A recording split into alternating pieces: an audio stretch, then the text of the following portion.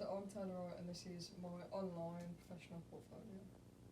So the few images that I've selected to put on these slides all have quite a few things in common, but the main one is that every time I photograph I try and make a concept. So this is me trying to tell stories through visual images. So although I'm mainly a music photographer, I've also included some of my earlier work that is literally just concept based around topics, taboo topics, just to get my audience thinking and just to try and challenge myself to show emotion through my images. So some of my earlier work, especially when I was first started projects in the HND, I mainly focused on film. And all I wanted to do was create stories through imagery. So these are some of my earlier work that I'm going to show you, but they all have huge concepts behind them which drove how I photograph the images subjectively and also how I could portray emotion to my audience. So this was one of the first projects I ever did in the HND, and the concept behind this was the months following. It was a reflect on personal experience. So the months before I photographed this, I was in a very dark time in my life, and I just wanted to really document how I was feeling, what I was going through, but also bring awareness to it. So these whole projects, I had 4 concepts in one project, and they were all about taboo topics. So there was 4 to 10 images of each topic and each concept, and they were all photographed on film, which I processed and printed.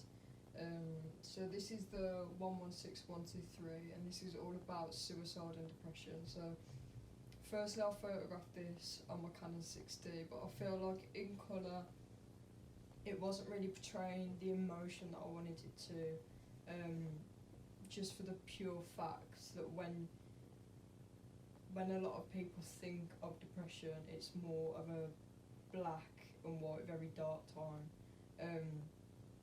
And I feel like that also concentrates that emotion more. So I tried it on film.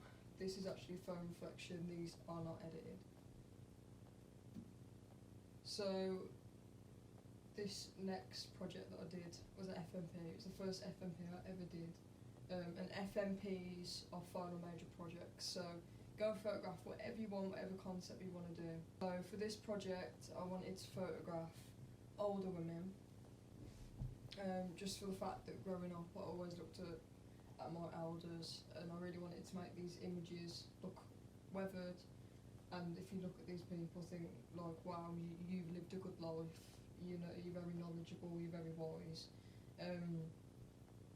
And for my first project I think they came out really well, and they've gone on to win awards such as the Digital Camera Magazine Young Photographer.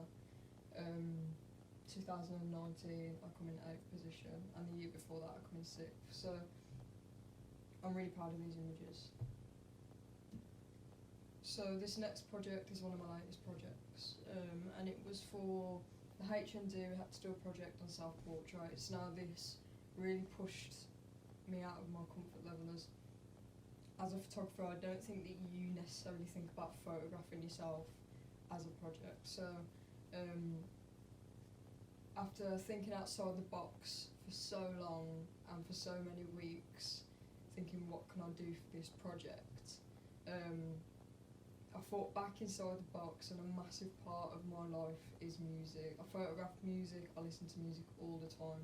It just made sense to photograph myself as album covers that I listen to. So this is Mac Miller and this is Slow Toys. And I really had some fun photographing these. All shot by myself, took on timers. So thinking of how much music impacts my life throughout my work beforehand and after, it only makes sense that I've become a music photographer.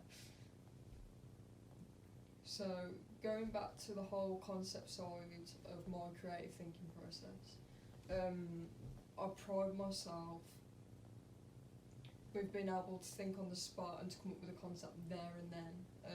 I do surprise myself with it. and this is Jack Garrett. Some of you might know him, some of you may not, but I've been a fan since I was 15, so this was amazing to photograph. But he kept talking about this darkness inside of him before almost every song, so I thought I need to get some of these images to portray what he's talking about in that moment on that stage. So I got a few silhouette shots, and he kept talking about how he come out of this depressive situation, and all he wants to do is make music, and he kept explaining it as such like a colourful process. So I wanted to show that with the vibrant colours behind him. So although this might just look like a silhouette cool photo, there actually is a lot of meaning to it, especially in my head anyway, because it was just like an on the spot thing. I needed to get these shots, and I did, which I'm really proud of.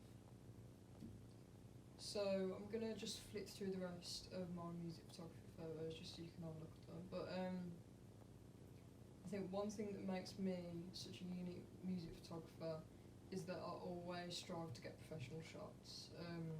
My style sometimes goes out the window just for the pure fact that I adjust and that I will photograph on what the band wants, which I think a lot of photographers don't really do. It's very much their style. If you don't like it, then you don't use the photos. But I always try to do professional, colourful photos that everyone will find visibly appealing. I spent so long trying to find a style, and in the end it all just fell into place, and I'm very much a colourful, professional, really crisp images sort of music photographer. So I'll go through those.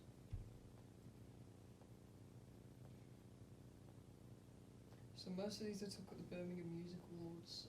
I worked these. I'm their main photographer, so I go over every month and just photographs 10 acts and then get them up social media. So it's more of a networking event, but there's awards at the end of it, and most of these images on here have come from them.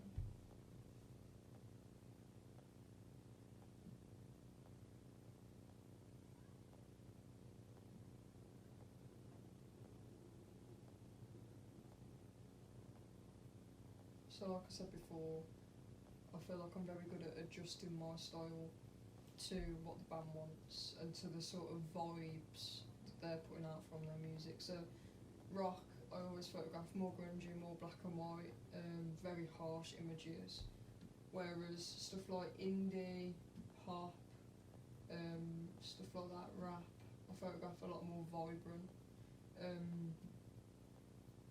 But yeah, thank you very much for